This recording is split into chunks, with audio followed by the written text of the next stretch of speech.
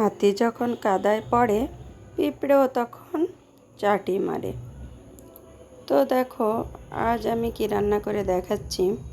আজ আমি রান্না করে দেখাতে চলেছি দেশি মুরগি দিয়ে কাঁঠালের বিচি রান্না। আসলে এই কাঁঠালের বিচি দিয়ে মুরগি রান্নাটা অনেক টেস্টি হয়। আমি প্রথমে কড়াইতে তেল গরম করে নিয়েছি। এখন আমি 2 চামচ পরিমাণ পেঁয়াজ বাটা দিয়ে দিচ্ছি। এরপর দিয়ে দেব রসুন বাটা, দিয়ে এটা ভালো মতো আমি নাড়াচাড়া করে নিব। দেখো আমি এটা খুব ভালো করে নাড়াচাড়া করে নিচ্ছি। আসলে সরিষার তেলের রান্না একটু গেজা হয়ে থাকে। তো এখন আমি শুকনো মরিচের গুঁড়া দিয়ে দিলাম। এটা আমার বাড়িতে তৈরি করা। আমি সব বাড়িতে তৈরি করা মশলা দিয়েই রান্না করি। আমি মাসের শুরুতে সমস্ত মশলাগুলো রোদ্রে দিয়ে শুকিয়ে ব্লেন্ডারে গুঁড়ো করে রাখি। তো এখন দেখো আমি এর ভিতর মুরগির মাংসগুলো দিয়ে দিলাম। এটা আমার নিজের পোষা মুরগি। ছাদে আমার অনেকগুলো মুরগি আছে, আমি দেখিয়েছি। তা থেকে আমি একটা মুরগি জবাই করেছি, ডিম পাড়া মুরগি।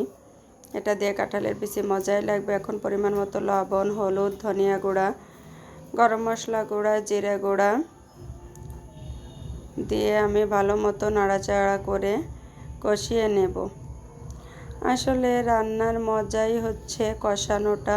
কষা যদি ভালো না হয় রান্নাটা একদম টেস্টি হবে না। আমার আব্বা বলে কষানো যদি ভালো না হয় আর লবণ, ঝাল, এই ঝাল, নুন, কষা এগুলো ভালো না হলে রান্না ভালো হবে না। দেখো আমার মাংসে থেকে সমস্ত পানি বেরিয়ে এসেছে, তেল ফুটে বেরিয়ে এসেছে। এখন আমি 1 চামচ পরিমাণ আদা বাটা দিয়ে দিলাম। এই আদা বাটা দিয়ে ভালো মতো নাড়াচাড়া করে আমি কিছু সময়ের জন্য ঢাকা দিয়ে রাখবো। আমি এতে এক্সট্রা কোনো পানি দেব না, যেহেতু খুব বয়সের মুরগি না, কেবল ডিম হয়েছে পেটে এমন মুরগি।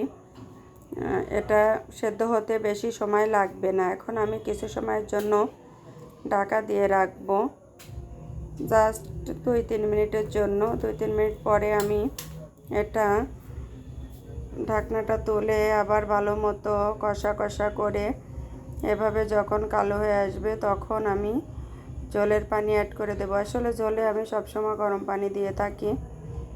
তো এখন আমি এই যে জলের পানিটা অ্যাড করে দিলাম। আর এই রান্নাটির যেটা সিক্রেট ব্যাপার ছিল সেটা হলো যে এটা আমি কাঁঠালের বিচি দিয়ে রান্না করছি।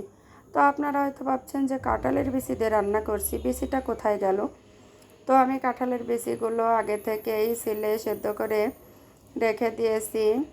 এখন আমি সেগুলো দিয়ে দিচ্ছি জলের পানি অ্যাড করার পরে। অনেকে এটা রান্না শুরুর দিকে দিয়ে থাকে, মুরগির মাংসের সাথে কষিয়ে দিয়ে থাকে। আর আমি একটু ভিন্নভাবে দিই, কারণ কাঁঠালের বিচিটা আমার অনেক পছন্দ। আর এটা যদি ঠিকঠাক মতো সেদ্ধ না হয় তাহলে খেতে একদম ভালো লাগবে না। এই জন্য আমি কাঁঠালের বিচিটা আগে থেকেই প্রেসার কুকারে সিদ্ধ করে নিয়েছি। তো দেখো আমার রান্নাটি শেষ পর্যায়ে। এই যে আমার রান্না কেমন হয়েছে। আর আমার ভিডিওটা যদি তোমাদের ভালো লাগে আমার ভিডিওতে লাইক কমেন্ট দিতে ভুলবে না। পরবর্তীতে কোন ভিডিও দেখতে চাও সেটা কমেন্টে জানিয়ে দিও। আর আমার চ্যানেলটি অবশ্যই সাবস্ক্রাইব করে দিও। তো সবাই ভালো থাকো, সুস্থ থাকো। আজকের মতো আমার রান্নাটি ছিল এ পর্যন্ত। আল্লাহ হাফেজ।